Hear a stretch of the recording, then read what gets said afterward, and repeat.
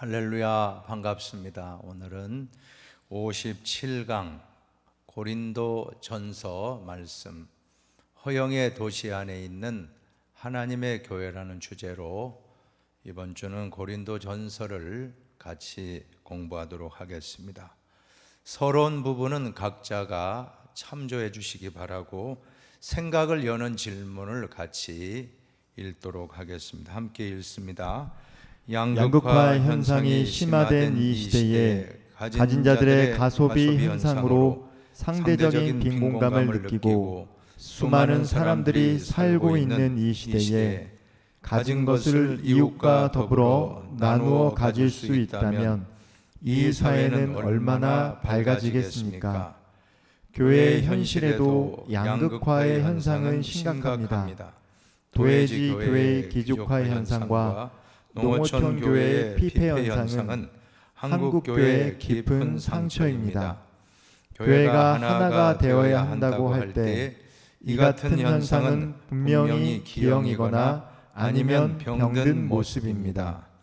예수 그리스도의 몸으로서 교회가 병들었다면 건강 회복을 위해 빨리 치유할 수 있어야 할 것입니다.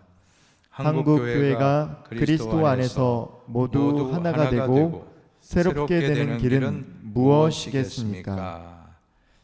깊이 한번 생각하고, 이 고린도 교회는 신약의 교회 중에서도 가장 참 말썽 많고 시끄럽고 문제 많은 교회로 알려지고 있는데, 그런 만큼 오늘 우리에게 현대 한국 교회에도 분명히 주시는 말씀이 있다라고 저는 생각합니다. 이제 용어의 해설을 보실까요? 신령한 자입니다. 신령한 자는 헬라어로 푸뉴마티코스, 영적인 깊은 진리를 이해할 수 있는 성숙한 사람을 뜻하는 말입니다. 그 반대 말로는 육신에 속한 자라는 단어가 있습니다. 이제 두 번째로 동력자를 보십시오. 높은 목적을 달성하기 위해 동등한 처지에서 협동하고 손잡고 일한다는 뜻을 나타낼 때 동력자라고 말을 합니다. 사도 바울의 주위에는 많은 동력자가 있었다라고 하는 것입니다. 그래서 로마서 마지막에도 보면 동력자 명단이 많은 이름이 등장하고 있습니다. 주님의 일은 혼자 하는 것이 아니라 함께 하는 것입니다. 세 번째, 방언을 보시면 헬라어로는 글로사인데 배우지 아니하는 말을 무아의 상태에서 말하는 현상으로 통역이 없으면 알아들을 수 없었던 것입니다. 사도행전 2장에 나오는 오순절 성령 강림 시에 제자들이 방언으로 복음을 전했는데, 여기서의 방언은 알아들을 수 있는 지방 언어라고 할 수가 있습니다. 그러나 고린도전서 12장, 14장에 기록된 방언은 어떤 내용입니까? 내용을 모르고 바울 자신이 참 주장하기로는 사람들이 알아듣지 못하기 때문에, 통역이 아니면 알아들을 수 없기 때문에 바울도 방언을 많이 했다고 했지만, 그러나 방언은 상대적으로 예언보다는 좀 낮은 은사로 평가를 하고 있다라고 하는 것입니다. 그럼에도 바울은 방언을 금하지 말라고 했습니다. 그러면서도 방언보다는 예언하는 것이 좋겠다. 알지 못하는 말 1만 마디의 방언보다 깨달은 마음으로 5마디 예언의 말을 하는 것이 훨씬 낫다라고 말씀을 하고 있습니다. 방언은 다른 사람보다도 나 자신을 위한 유익한 은사인 것입니다. 방언의 기도는 혼자 있을 때 기도하면 깊이 들어갈 수가 있습니다. 그러나 사람들이 듣고 있을 때 무슨 말인지 알 수 없을 때, 만약에 공중기도를 방언기도로 한다고 하면 통역을 하지 아니하면 알 수 없기 때문에 공중기도에서는 방언보다는 예언의 말씀이 더 낫다라고 강조하고 있는 것입니다. 이제 시대적인 배경을 보시면 첫째, 편지를 쓰게 된 동기가 나오는데 고린도전서는 사도 바울이 고린도 교회에 보낸 편지입니다. 고린도 교회는 언제 세워졌습니까? 2차 전도 여행 당시에 사도 바울이 1년 반 동안 1년 6개월 머물렀던 지역이 바로 고린도입니다. 지도에도 보시면 잘 나오시죠. 그리스의 수도입니다. 수도가 아테네라고 하면 아가야 지방, 고린도가 위치한 곳은 아테네, 고린도가 위치한 지역은 바로 아가야 지방의 수도입니다. 그리스 전체의 수도가 바로 아테네라고 하면 바로 고린도 지역은 바로 아가야 지방의 수도와 같은 그러한 역할을 했다라고 하는 것입니다. 이곳에서 1년 반 동안 체류하면서 사도 바울은 교회를 세우고 목회를 했는데, 그리고 이 에베소로 다시 이제 가게 됩니다. 에베소는 지금의 터키 지역입니다.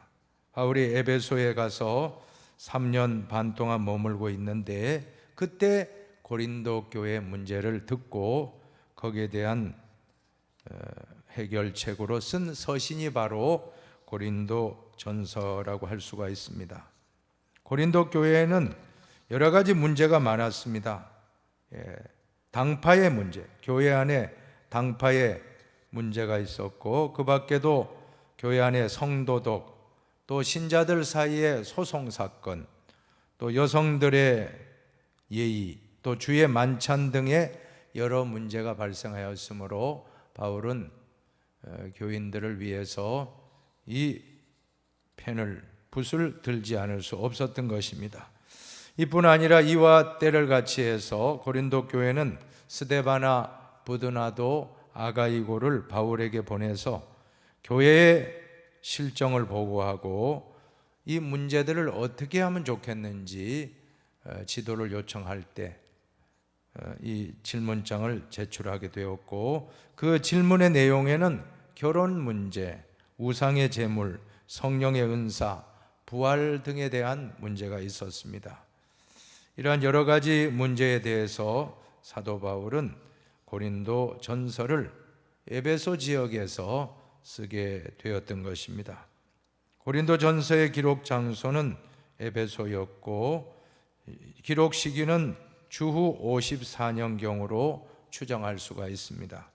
고린도후서는 주후 55년경에 마게도냐에서 집필된 것으로 추측하고 있습니다.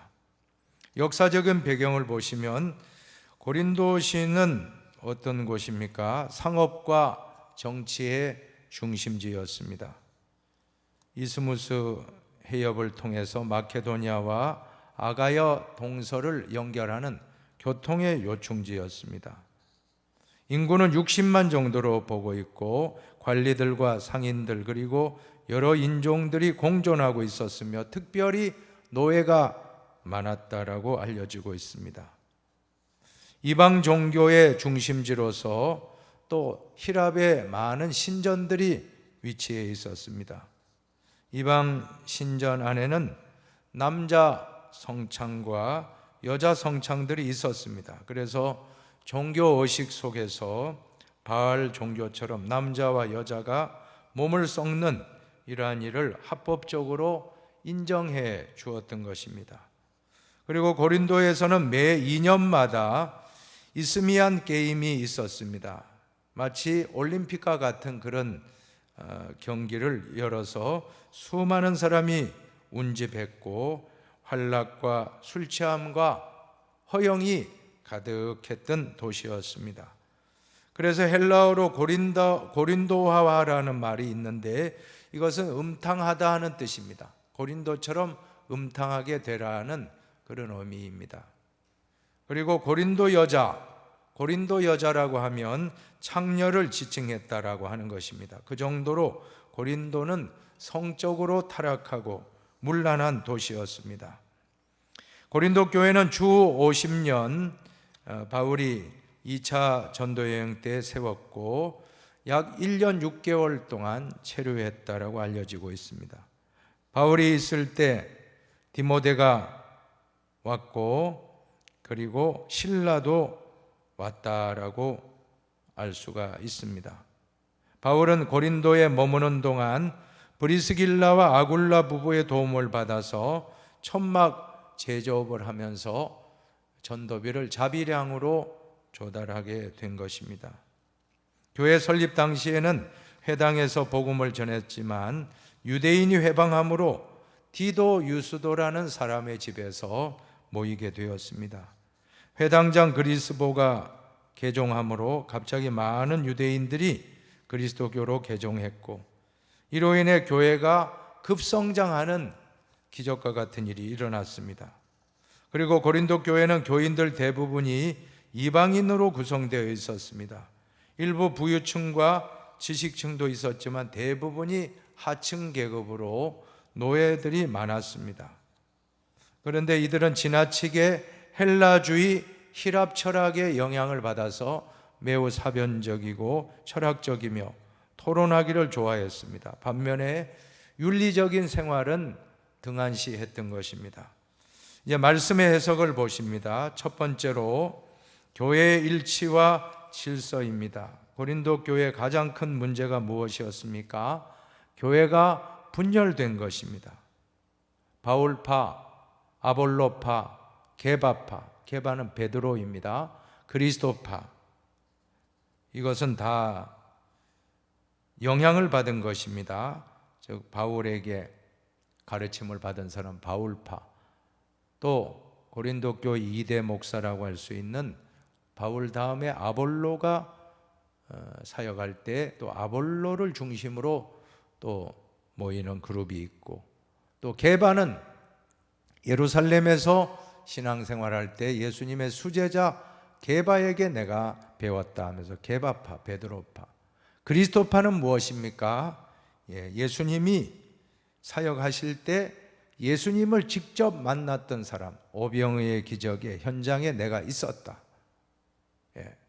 예수님이 병 고칠 때 내가 그것을 광경을 보았던 사람이다 하면서 기적의 현장, 예수님이 사역할 때 내가 그 자리에 있었다 하는 사람들이 또 그리스도파. 자, 이렇게 됨으로써 각 파는 자신들이 속한 파의 우두머리가 다른 파에 속한 사람들보다 우월하다고 주장한 것입니다. 바울보다는 아볼로가 낫다. 아볼로보다는 베드로가 무슨 소리, 나는 예수님한테 직접 가르침 받았어 하면서 저마다 자기가 최고다라고 교만했던 것입니다.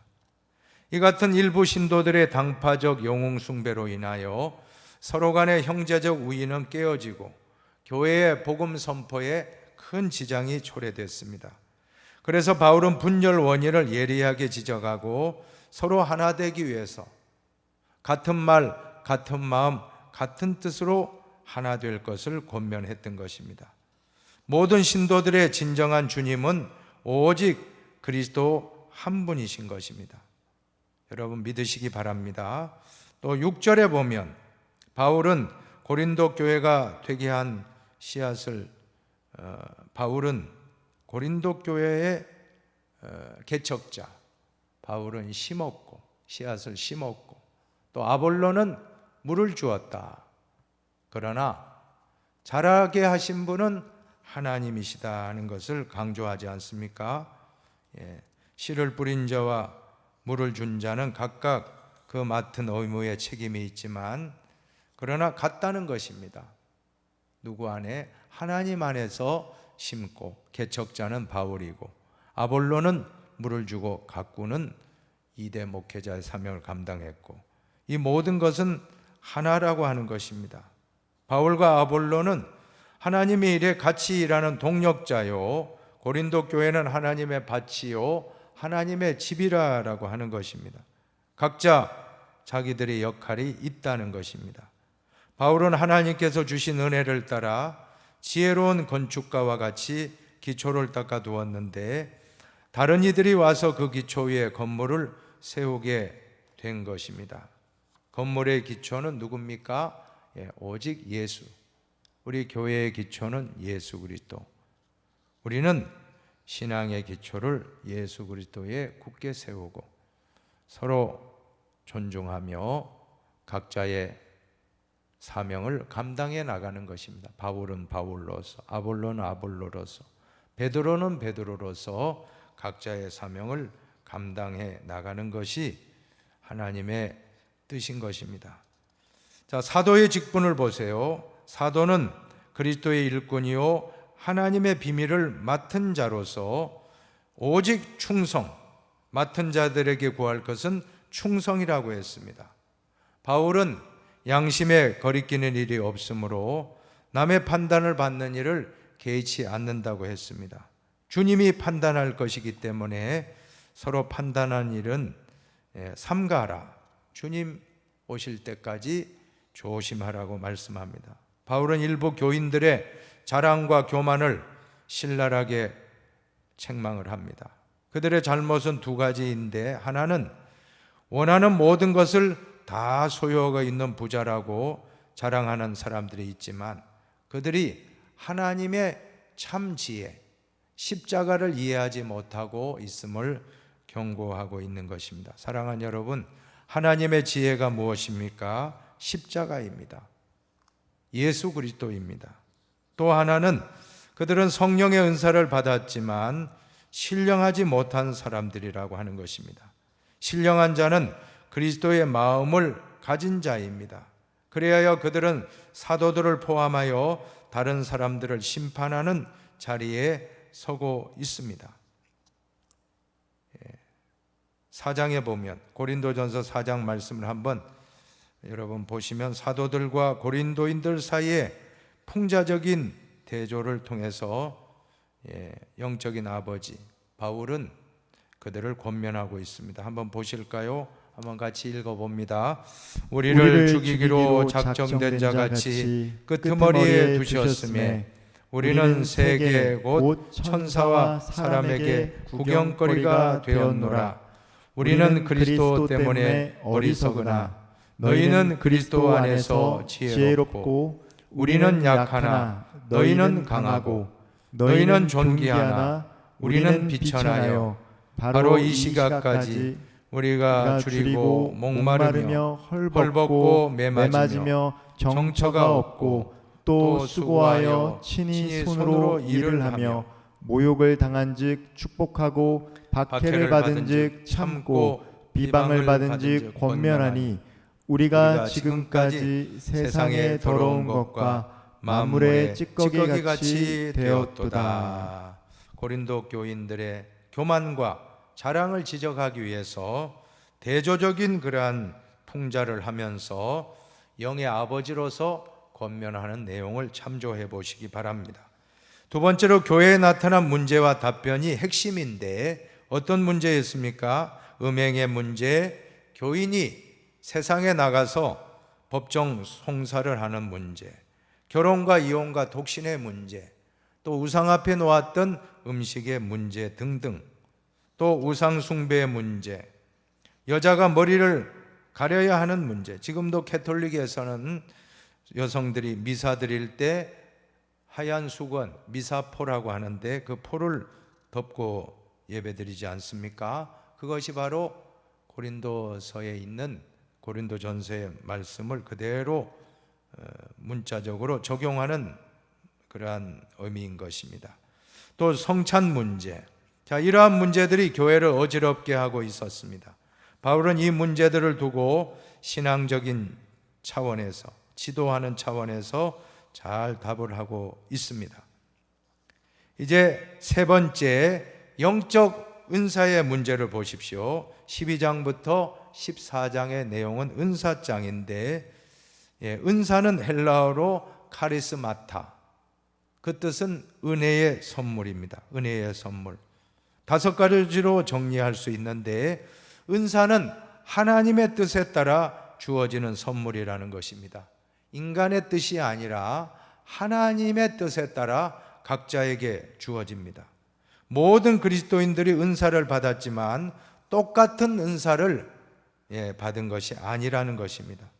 성경에는 27가지의 은사가 있다라고 합니다. 27가지의 다양한 은사.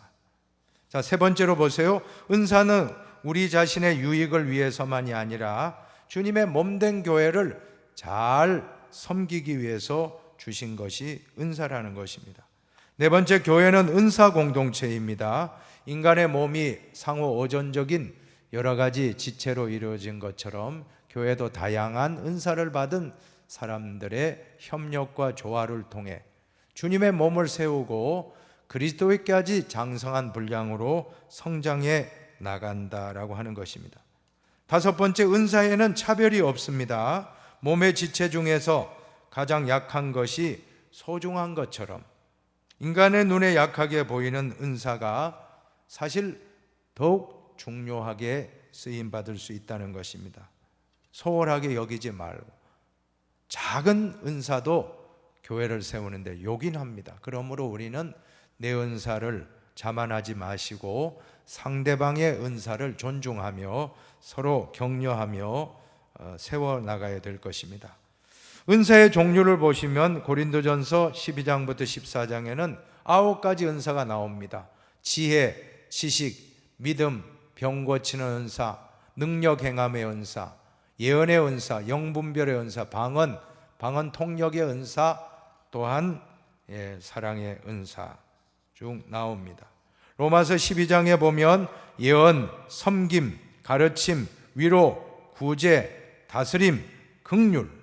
다스림이라고 하는 것은 리더십도 은사입니다. 또 에베소서 4장에 보면 사도, 선지자, 복음 전하는 자, 목사, 교사. 자, 이외에도 신약 성경에는 모두 27가지의 은사가 기록되어 있습니다. 독신도, 이 27가지 안에는 독신도 은사라고 하는 것입니다. 독신을 아무나 하는 게 아닙니다. 독신도 은사를 받아야 합니다. 여러분들은 어떤 은사를 가지고 있습니까? 어떤 은사를 받기를 원하십니까? 오늘 사도 바울은 가장 큰 은사를 사모하라고 말씀합니다. 가장 큰 은사가 무엇이죠?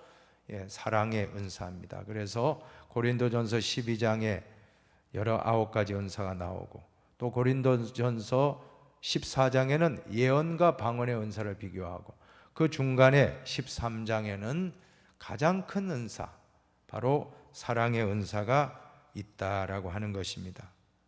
마지막 12장 마지막에 보면 가장 큰 은사를 사모하라. 내가 제일 좋은 길을 너희에게 보이리라. 그게 바로 사랑을 말씀합니다. 사랑의 우월성입니다. 먼저 보세요. 13장 1절부터 3절에 보면 사랑은 언어의 마술보다 더 중요하고 사랑은 다양한 은사의 총체보다 더 중요하고 사랑은 구제와 헌신, 내 몸을 불살라 내어줄지라도 사랑이 없으면 아무것도 아니라. 사랑이 없으면 아무것도 아니라. 영어로 단어로 말씀드리면 nothing은 아무것도 아니다. 심지어 순교한다 할지라도 사랑이 없이 한다면 아무것도 아니다라고 하는 것입니다.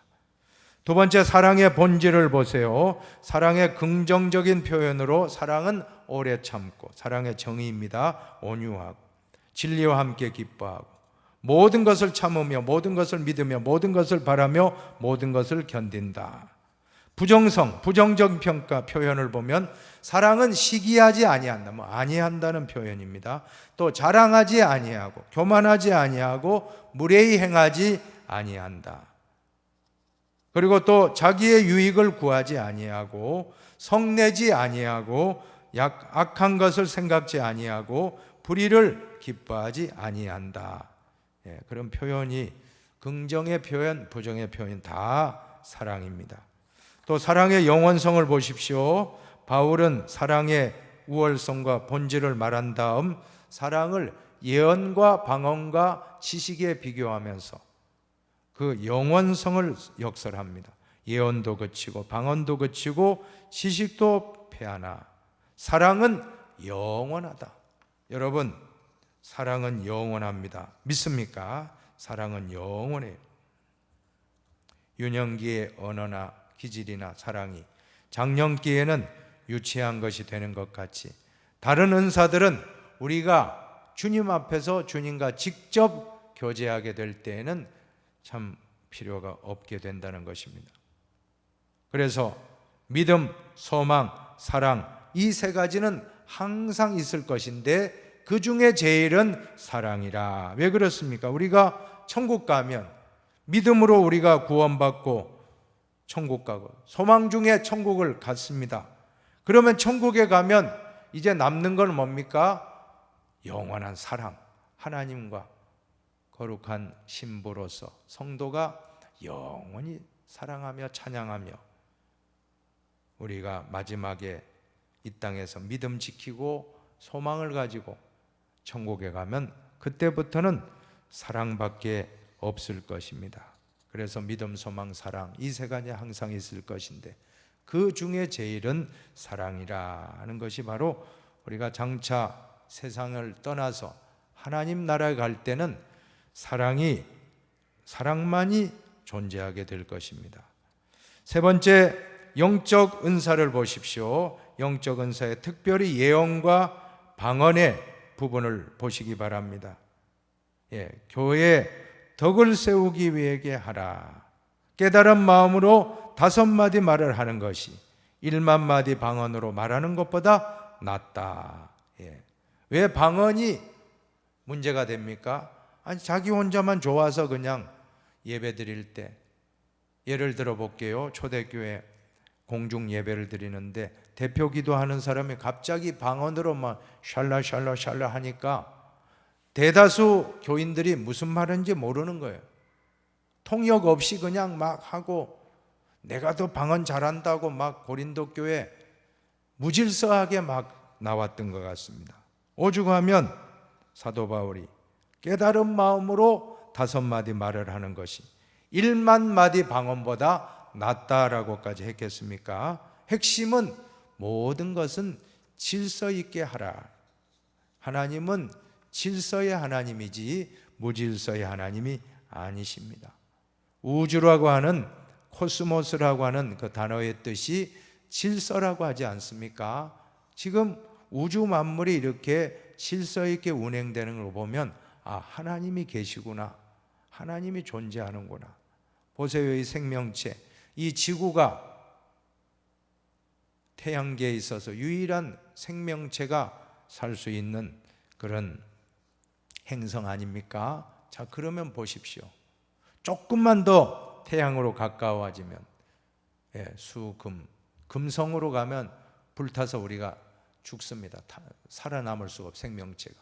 근데 또 조금만 화성으로 넘어가면 너무 추워요. 또 사람이 살 수 없습니다. 딱 적절하게. 그리고 항상 태양을 중심으로 공전하고 또 지구가 또 자전하고 참 놀랍습니다. 우연히 이렇게 됐다? 아닙니다. 하나님이 코스모스, 질서 있게 우주 만물을 운행하고 계시고 태양계만 보아도 그러고 은하계를 보면 이런 은하계가 또 수천 개 있다고 하잖아요. 어마어마하신 하나님입니다. 하나님은 어마어마하게 넓으신 하나님. 그러면서도 질서 있게 운행하고 계신다. 오늘 우리 교회에도 질서가 중요합니다. 영적인 질서 다 잘 존중하고 하나님이 지도자로 세웠으면 존중하십시오. 가정에서도 가장의 질서, 가장의 권위를 깨트리지 마십시오. 그러면 엄마의 권위가 살아날 것 같아도 아닙니다. 자식들 앞에서 아버지를 비방하고 비난하면 그 아이들은 독을 먹는 겁니다. 절대 행복하지 않습니다. 아무리 속상해도 자식들 앞에서는 사귀시고 두 분이 계실 때 말을 하십시오. 절대 자식들 앞에서 아버지를 권위를 깨트리면 그 아이들은 불행해지는 것입니다. 이것이 바로 가정의 질서. 교회에서도 마찬가지입니다. 교회 모든 세워주신 질서대로 서로 사랑하고 존중하고 목회자는 교인들을 사랑하고 존경하고 교인들은 또 목회자를 사랑하고 존경하고 서로 조화를 이루고 화목하게 될 때 질서가 이루고 그 교회는 가장 아름다운 공동체가 될 줄로 믿습니다. 가정도 교회도 질서가 중요. 무질서는 혼란이고 혼란은 사탄입니다. 사탄이 틈탑니다. 질서 있게 모든 일이 잘 진행되길 바랍니다. 부활장을 보십시오. 15장, 고린도전서 15장은 부활장입니다. 바울이 고린도 교회 보낸 서신 중에서 가장 중요한 장이라고 할 수 있습니다. 부활신앙은 그리스도교 복음의 핵심이고 교회의 기초이고 그리스도교가 세상의 다른 종교들과 구별되는 신앙의 핵심입니다. 석가도 사리가 있고 또 마호메트도 무덤이 있고 공자도 무덤이 있지만 예수님은 빈 무덤입니다. 무덤이 없어요. 지금까지 2000년 동안 예수님의 시신을 찾았지만 못 찾았고 예수님의 무덤은 비어 있고 예수님은 부활하셨습니다. 우리는 이 사실을 믿고 신앙생활을 하고 있지 않습니까? 자, 이 부활의 교리를 치밀한 논리와 아주 조직적인 그러한 필체로 잘 부활을 써내려가고 있습니다. 고린도전서 13장을 보면 정말 훌륭합니다. 바울의 15장, 고린도전서 15장 부활장을 보면 이 장을 집필하게 된 동기는 유대교와 헬라 문화의 영향을 많이 받은 고린도 교회에는 영원불멸, 헬라 철학에 있습니다. 영원불멸은 믿지만 몸의 부활을 부인하는 사람들이 생겨나게 되었기 때문입니다. 자, 보세요.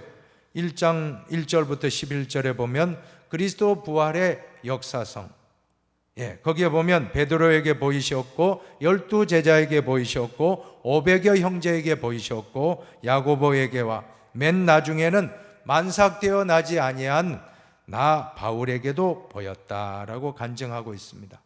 만삭되지 못했다. 10달을 채우지 못하고 7삭둥이 7개월 만에 8삭둥이 8개월 만에 태어난 사람이 바울입니다. 또 12절로 19절은 만일 부활이 없다면 하면서 계속 강조합니다.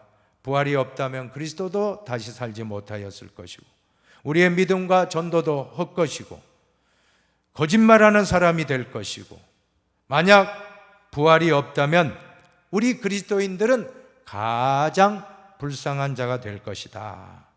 그러면서 부활의 의미는 예수님의 부활은 신자들의 부활을 보증해 준다는 것입니다.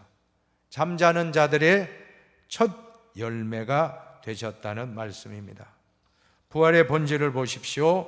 부활의 본질은 바로 몸의 부활입니다. 35절부터 49절까지는 여러 가지 예를 드는데 몸의 부활, 이 몸은 신령한 몸으로서의 부활입니다. 우리의 이 몸이 부활하는 것이 아닙니다. 신령한 몸으로, 이 몸대로 부활하는 게 아니고 신령한 몸으로 부활한다라고 하는 것입니다. 언제 그런 일이 있습니까? 우리가 정확하게 알 수는 없습니다. 분명한 것은 신령한 몸으로 부활한다는 것입니다. 그리고 마지막 50절에서 끝절까지를 보면 부활의 승리입니다. 죄와 죽음의 권세를 이기는 승리. 우리 인간의 가장 큰 문제가 뭡니까? 죄의 문제와 사망의 문제인데 예수님이 십자가에서 죄의 문제 해결해 주시고 또 장사 지낸 지 3일 만에 부활하심으로 사망의 문제를 이기고 승리하신 사건이 바로 부활절입니다. 그래서 독일의 유명한 신학자 몰트만이라고 하는 신학자는 이런 말을 했습니다. 나는 살아있는 한 희망한다. 아니 죽어도 희망한다. 왜냐하면 하나님께서 십자가에 달려 죽으신 예수님을 다시 살리셨기 때문이다. 우리 희망의 근거는 부활입니다. 그렇기 때문에 부활신앙을 가진 사람은 이제 어떻게 살아야 됩니까? 고린도전서 마지막 장 15장 마지막 58절을 같이 읽어보겠습니다. 그러므로 내 사랑하는 형제들아 견실하며 흔들리지 말고 항상 주의 일에 더욱 힘쓰는 자들이 되라. 이는 너희 수고가 주 안에서 헛되지 않은 줄 알미라. 더욱 힘쓰라. 헛되지 않다. 부활의 소망을 가지고 주의 일에 더욱 힘쓰라. 이것이 부활장의 결론입니다. 이제 신학적인 의미를 두 가지 묵상하고 마치고자 합니다. 첫 번째, 지상의 교회가 타락하는 이유에 대한 말씀입니다. 고린도 교회가 남기는 강한 메시지는 교회도 타락할 수 있다라는 교훈입니다.